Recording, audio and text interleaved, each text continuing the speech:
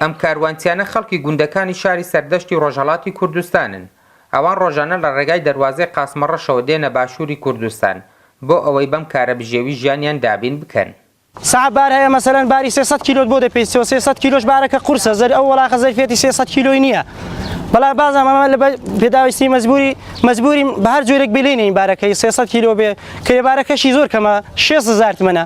ئەو 6,000 تمەنە دەچینەوە بە چی بدەین بە زۆی دەین ئەو وەڵاقە تا 24 ساعات 30,000 خەرجە 30,000ش بەچی دەدەین خانەوادێکی کە بیشی لە ئێرانێ 50,000 6,000 ڕۆژانە خەرجی هەیە دا ئەوەزدا ئەمە 30,000 40,000 بانێک قەرزا دێنەوە دەرێ بەڵام مەجبورین دی شوغڵەکەمان ئاوایە.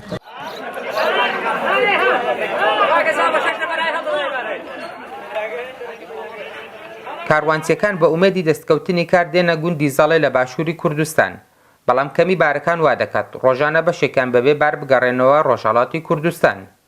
ئەگەم ڕۆژێ پیا و بێشتێکە دەمێنێتەوە پێشێ خەرجەکە پیا تەمینی دەکات ئەمە ئەگەر هەموو ڕۆژێ نێ لە هەفتەدا 2 ڕۆژان بێ تەمین نابێ دەبینی ئەو بارێک کەمە دەیبین مزێویزەکەی قاساغە دەبینی لێ پێمان دەگەڕنەوە بۆ ئێرەکانە ئاویش بەستەجی بە سەعباری وایە پوڵەکەمان دەداتێ یاوایە نایداتێ خەڵکەکە زۆرە بارەکە کەمە دەرامەدەکە نییە ناکرێ بمێنیەوە تا وەختی خۆت کە لای سەعات 12 نیوەڕۆ 1 نیوەڕۆ دەتوانین بمێنیەوە دەنادێ بشێ و ماڵە.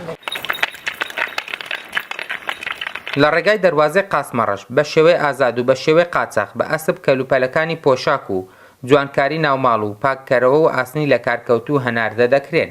زیاتر لە 1000 کاروانچی خەڵکی ڕۆژهەڵاتی کوردستان بژێوی ژیانیان لەسەر ئەو کەلوپەلانەیە کە ڕۆژانە لە ڕێگای دەروازەی قاسمەڕەش هەناردەی کۆماری ئیسلامی ئێران دەکرێت.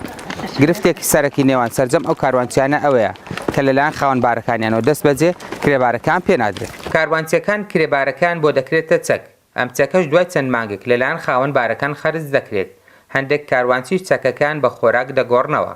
پارە چاوان پێ ناکەویت ئەوە هیچ دەبێت ئەسن قاقەزێکی دادە قاقەزەکەش بە ساڵێک چاپ بکەی زۆر باش دەبێت یادێ بچی بە برنجی دی یادێکی بە قەندی دێناس چاپ پارەی ناکەویت ڕسی دەکەی دی پارەکەی جاوکو دەبینی دی ژیانی کاروانچی کۆڵای ئەسن بەجێک ژیان نییە هەر مەشغوڵین دەنا ئەسن باوەڕکار عن ئەو ڕێی تێدا لیسانسی تێدا دیپلۆمی تێدا زانکۆ چووە تەوای کردەوە دە کاروانچی سە پشتی وەڵاخیە کارە دەکات ژیانی کاروانچێک بتن دڵی کاروانچی خۆشکەی فقط پارەکەی چای بە پوڵەکەی بکەویت ئەگە بارەکەی خست پارەکەی چاپی بکەیت ئەگە دوای دەگریت ئەوە ژیانی کاران دڵی خۆش دەبێت وەکو مەزگەنێکی دەنێ ئاوا مەزگەنی دەبێت یە کاروانچی. بەشێک لە کاروانچیەکان هاوڕێن بەشێکی دیکەشان ئەندامی یەک خێزان و کاروانچێتی تاکە سەرچاوی بژێوی ژیانیانە سەرجەمیشیان کاروانچێتی بە زیاتر لە ئەسپێکی بار دەکەن. فەرمان چۆمانی ڕوودا و